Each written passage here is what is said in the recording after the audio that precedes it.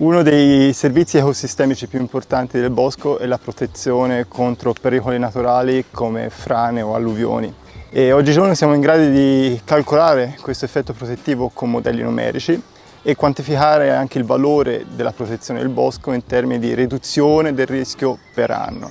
E questo effetto protettivo è in genere costante e può essere considerato costante a lungo termine, con le dovute cure selvicolturali.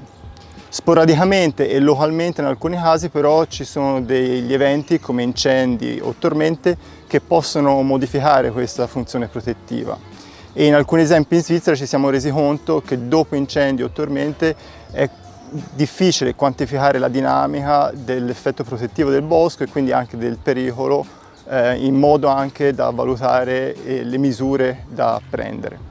Questo progetto aveva l'obiettivo di quantificare la dinamica del rinforzo radicale dopo gli incendi boschivi per quantificare la stabilità dei pendii.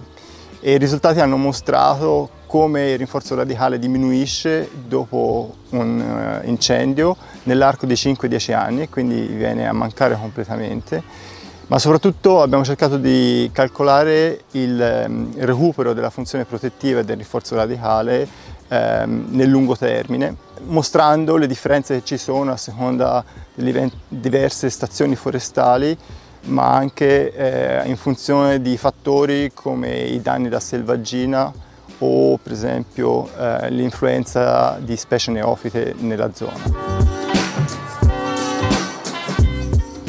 Le conoscenze acquisite con il progetto sono importanti per valutare come cambia un pericolo dopo un incendio forestale, ma soprattutto anche per pianificare delle misure di protezione dopo questi eventi. E per facilitare questi passaggi i risultati sono stati implementati anche in strumenti digitali disponibili online anche per il personale tecnico, in modo da facilitare l'uso anche nella pratica.